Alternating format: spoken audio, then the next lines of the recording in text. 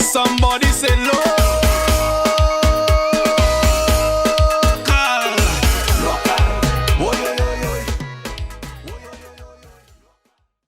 Greetings to all the fans, family and friends of DAsportsVYBEZ.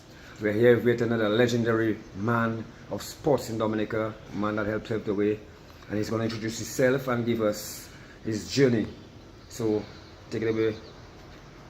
Okay, my name is Oliver keyboard Neckers BURTON. I was christened the name Neckers after my father through my basketball exploits. Actually, I started playing basketball somewhere at the age, I think, 16. Incidentally, I didn't start basketball at SME.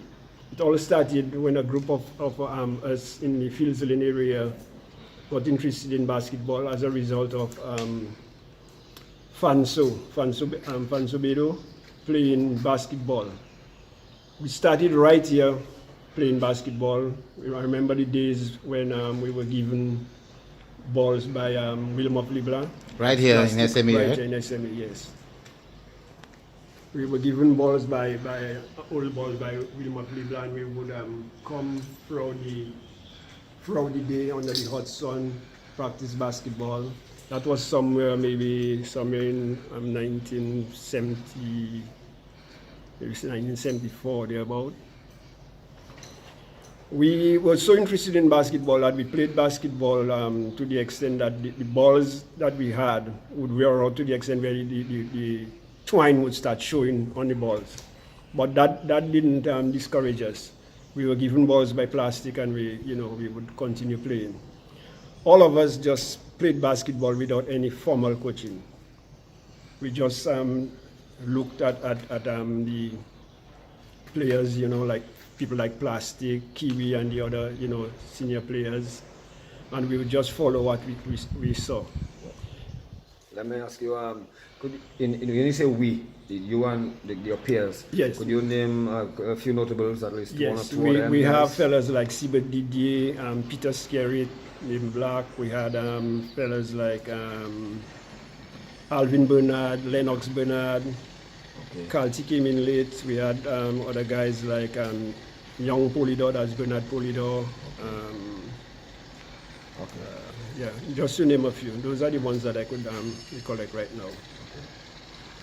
So we continued playing, and we got interested in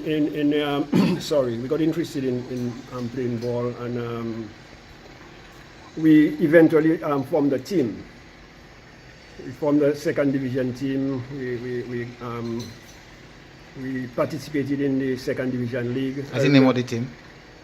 The team was Flames, by Trini Flames. Flames. Flames. Okay, and so at that point you were already out of high school? No, I was still at school. Still at school, SMA, went to SMA. Yes. And so you didn't play basketball for SMA? No, I'll come to that. Okay. So we had the second division team, and we participated in the league. However, I could not play for Flames because I was still at school. During that time, there were two teams. SMA had two teams that took part in the National League.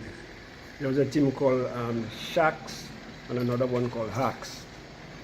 I played for Hawks, which was the second of the two teams. All the better players, the so-called better players, played for the better team. I chose to play for Hawks mainly because I knew of the camaraderie that was going on with the fellas and the favoritism and all of that kind of thing. And what I wanted most of all was to be on the court. So I chose to play for the weaker team so that I could get the opportunity to be on the court. This, I must say, is the team that I enjoyed playing with the most. In the sense that the camaraderie that we had and the understanding that we had with each other, we all knew the capabilities of each other. And we matched real nice. I was the star player on the team. I was the guy that was scoring all the points. But we really played well, and we beat teams that we never expected to win.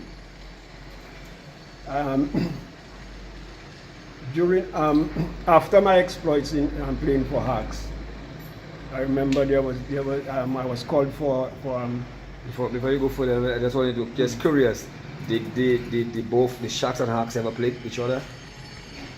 No, I don't recall. No, I don't recall us. Okay, I was wondering if the No, I don't Hawks recall and the us playing. Sharks. But we played. We won practice? more teams than Okay, we won more one games. more Sorry, games than the than Sharks. the Okay, yes. cool. All right, go ahead. I remember also that yes, I was going to say that after my exploits playing for Sharks, for Hawks, sorry, I was called for trials on the national team. I just went as a matter of formality and said to myself, these guys already have their players. That would have been somewhere around 1975. I said, these guys already have their players, so I'll just go and just Experience. you just for the experience and all that. To my surprise, I made the national team, and that was after playing basketball, not having any formal practice, coaching. That was after playing basketball for about 4 years. I made the national team. So you was around what age when you made that team? I was at the age 18, 19. Okay. 18, somewhere around 18. We had some tours to the neighboring islands, which I couldn't participate in because of exam. Now, come the next in 1976, we had the first Windward Island tournament, and I was mid captain of the team. The national team. Of the national team. 1976. 1976. We had. And when you made the team, did just a few notables of the guys, because you said when you saw the team, Yes. the guys, you said they had the guys already, because those guys must be pretty Yes, good. there were guys like Clem John Baptist, Cuthbert Williams, Charles Roberts,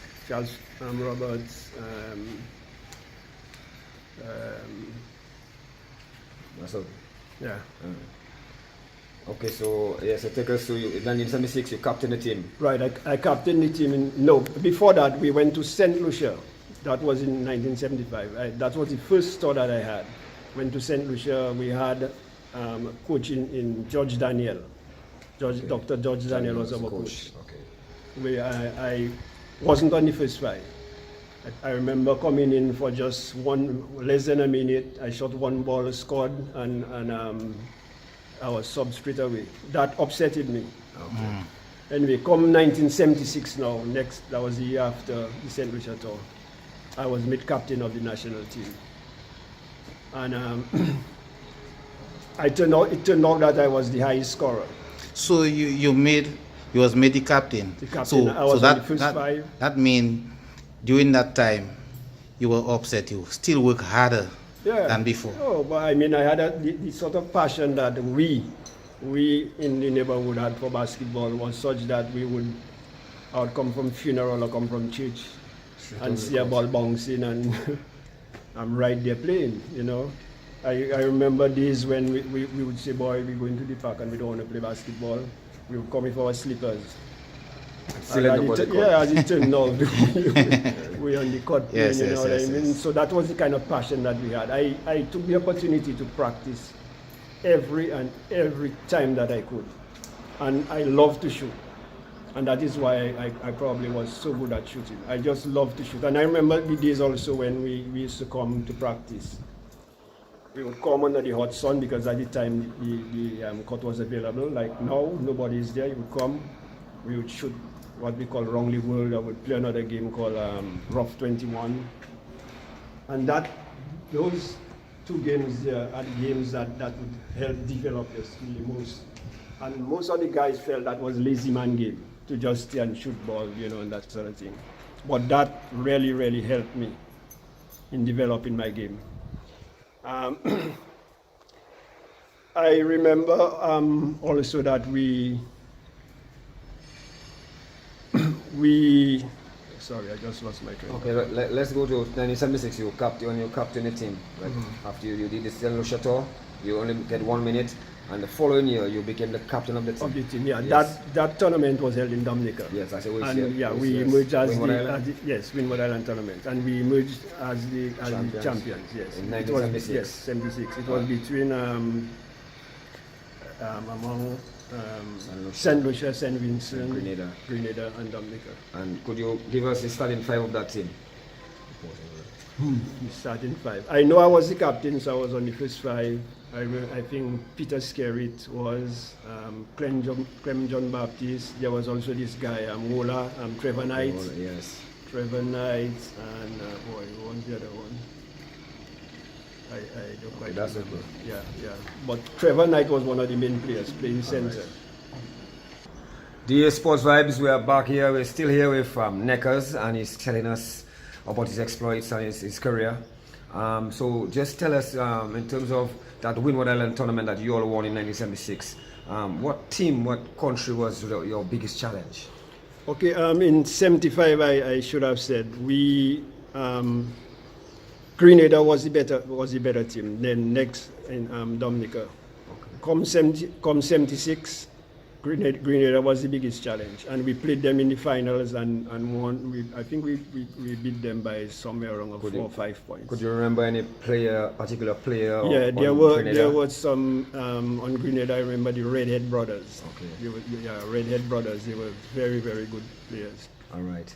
So now, after that championship, now give us a little more in terms of your national team exploits. Okay, during those years, we had several tours to the islands of Martinique and Guadeloupe, several times. We went as personally, I went as a member of the Dominica national team, and I also made some tours with Cardinals. I played for Cardinals while on tour. But he was not a member of Cardinals. No, I wasn't a member of Cardinals. Cardinals, but they draft you in for the tour. Me in, yes, for the tour. And I used to be on the first five as well. You was that good? Wow. I used to be on the first That's five. good, so. Yeah, and I remember some players on Cardinals being, upset by that move, because the ITs I'm not. I could understand. But one thing though I should mention, during those years, Cardinals were main rivals. It was Cardinals or Flames, and the kind of camaraderie that was going on between Cardinals and Flames. You never think that when we're on the court, we're fighting with each other, and that is one of the parts of playing sports that I enjoy the most. It was really, really good. Fellas like Plastic, Pembo, well, Kiwi to a lesser extent because we came in late. But the other guys that played for Cardinals, hats off. Okay, let's go back a little to your alma mater, SMA, because that's my alma mater also. Right. Like to know what house did you represent? Yeah, I represented St. Ignatius, but at school, I didn't really learn to play basketball at school, and for that reason, I don't recall ever having played for St. Ignatius in any basketball competition. I don't think basketball was any part of our sporting thing at the time anyway. Okay. We had, I remember playing cricket for St. Ignatius. Okay.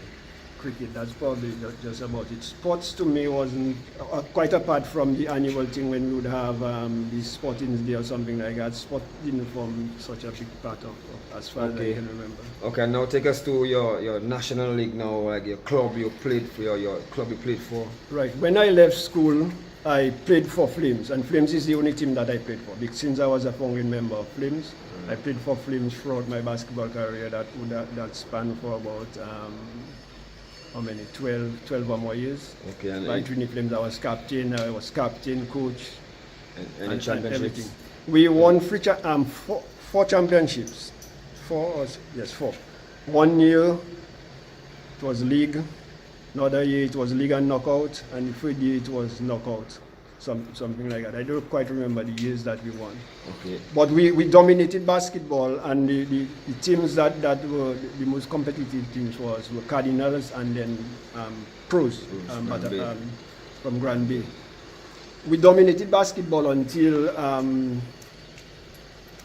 Kiwi, Bernard Thomas came, and he came straight from college, and I mean Kiwi is probably the only complete basketballer that we ever had, and he really made a difference. Okay. He really made a difference.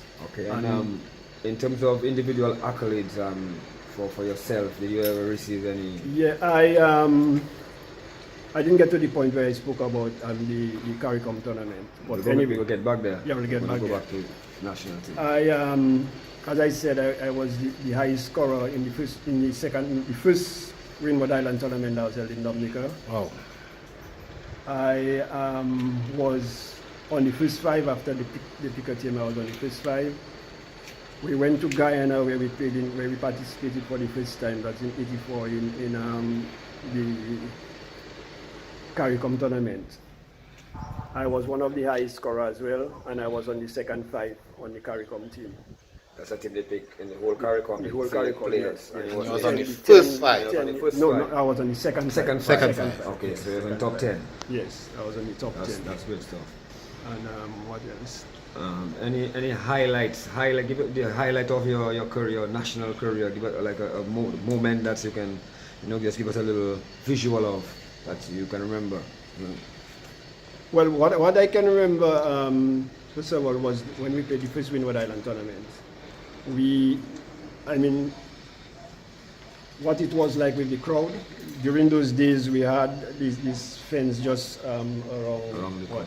4 feet from the perimeter of the court, and the crowds were all over. And I remember the crowd was so involved in the game that when we won the tournament, and mainly because of me, because I was the highest scorer. Well, not mainly because of me, but I was the highest scorer, so I was uncaptain. I was the star player, and I was voted the highest scorer. I don't remember if it was most valuable player, but anyway, I got some trophy for that. And I remember people were so happy that people came and lifted me up and all of that kind of thing. Right. That to me was And making the CARICOM team must have been a great achievement for you. Yes, it was. But the thing that stayed with me the most, because making the CARICOM team, just a name mentioned, but getting people involved. Okay. Respect. That was something. Even when we won one or two of our league trophies, that too was something. Because seeing how we started, all of us started under the same level, and then in quick time we were up to the championship level. Okay, could you name like players or players that you would come into a game and you have on your mind that yes, I could have my work cut out for me today, and you're looking forward to facing them because you know you're going to get we had during that time for pros, we had Lambert Henderson. He was a high scorer. He used to score a lot of points. Lambert Henderson, during William of Liverpool Plastic days, he was good. He was that good. So he's somebody that we could look. Tell us, could you name a few players that going to play against you? You had them in your mind that you have your work cut out for you. They're going to pose a challenge for you. Yeah, well, first of all, to start with the defensive end, we had during the time that I played, we had especially when we played Cardinals. We had Patrick Pemberton, Pembo, who was a lot taller and bigger than I am, and he would be the one to defend me. And it was a challenge in that I think our refereeing left a lot to be desired in terms of their knowledge and competence. I will say that Pembo used to foul me a lot, and he used to get away with it. I mean, without boasting myself, I was that good and that quick that he had to foul me to get away with, to stop me. And even with that, I would still end up scoring in the 20s, in the 30s, So Pembo was one. On the offensive end, we had people like Lambert Henderson. Lambert Henderson from DC's. That's the father of what's that songster? Mikel, that's the father of Mikel. He was good. He used to score a lot of points, and he's somebody that we had to defend. We had people like George Bruni used to score a lot of points, but that's Dr. George Bruni. He's out of state. Who else? What about Kiwi? Kiwi, yes. Kiwi, when he came, Kiwi was that good. Kiwi was way above everybody. Kiwi, for those of us who don't know, Kiwi almost made it to the NBA. So that tells you how good he was. He was already good in Dominica. He went to the States and in college for how many years, played basketball in the college. That speaks for itself. So he was that good, both on the defensive and offensive end. We had people on the offensive and defensive end like Trevor Knight, Trevor Hola Knight. And I think basically that those are the guys that were really concerned. Okay, could you tell us of any players that inspired you coming up into the game? Coming up into the game, the one player that inspired me was the one, and I must say the one player was Wilmer Flivla. Again, when I started basketball, there was not much that we could there's not much that we could follow. You know, basketball wasn't that popular. Basketball became popular when we started playing basketball in the park, and we hadn't got much that we could follow. I remember copying some of the moves that I saw from Plastic, and try to develop that skill, and so on. So Plastic would probably be the only one. Okay, and in terms of you know, coaching, did you ever transition? Apart from playing the game, after playing the game, did you ever involve in coaching or some other aspect of the game? No, from the time unfortunately and sadly, from the time I left basketball, that was it for me. As though I had no real interest in playing basketball. That shouldn't be a reason, but it's something that's worth mentioning. And it really hurt me. I remember when we had the first OECS tournament, I was captain of the team, and we should have won that tournament. Come 2 years later, as somebody that had contributed so much to playing basketball, I used to go to the park. I used to go and watch, you know, the odd game, but I was still in town around everybody. I remember they had that second OECS tournament, and I attempted to go in the area because they had this closed-in area where the general public wasn't allowed to go, but the so-called could enter, including some of those that I figured I just shouldn't have been there. I remember trying to enter there to go and give a little support to our team. Val, I'll call him name, Val, Coffee, and there's this fella, Tilling, Marcellus Lee, were in the administration. The security stopped me and told me I couldn't go in. I called on Val and Marcellus and asked them for me to, you know, whether I could come in. They tell me no. I had to go and sit down like everybody else, which I don't mind if everybody else was sitting where I go and sit down, like, you know, sit down there and look at the game. And what hurt me much is to see some of the people that were inside there. Some of the people that were allowed to be inside there. And I, as a past player that had contributed so much to basketball, couldn't go and give a little, you know, a little support to my team. That hurt me, and as a result of that, I just lost. That is part of the reason, yeah? Quite apart from as you go up in age, you lose interest in certain things, you know. So that basically is it. My coaching was limited to my team during the time. And we just would like you to give, you know, just any advice you can give to young players coming up these days, you know, just in terms of getting the game on. My advice would have to do with how I myself made it in basketball. And in any sports for that matter, I think that advice would go well. You can never ever make it, no matter how skilled you are, in any sports whatsoever, without practicing. You have to be committed to the game, especially to the sport, especially in a place like Dominica where there is no now I think there's a little financial gain. But during the time I played, absolutely no financial gain. You have to practice. We will look at players on the television. Players like Kobe's dead. Michael Jordan, and what's that? Magic Johnson. Magic Johnson, and what's that sharpshooter name again? Larry Bird. Curry. Yeah, Curry, yes. We look at those guys there and think that they are gifted. Yes, they are gifted. But mark you, these guys perform only because they practice, and practice every day. And if you want to be in any sports and be successful at it, you have to practice. You have to be committed. You must do that. You must have a commitment to the game. You have to have a liking to the game so that you will progress. Yeah, Mr. Burton, we really appreciate the from Dominica Sports Vibes and all the fans and families and friends out there. We really appreciate you taking out the time to come and give us, you know, your journey. I wanted to say something. Maybe you could rope that in somewhere about that our experience in the we had the OECS tournament in Dominica. Okay. That we should have won. While it might sound a little controversial, but We'll get it in the next segment.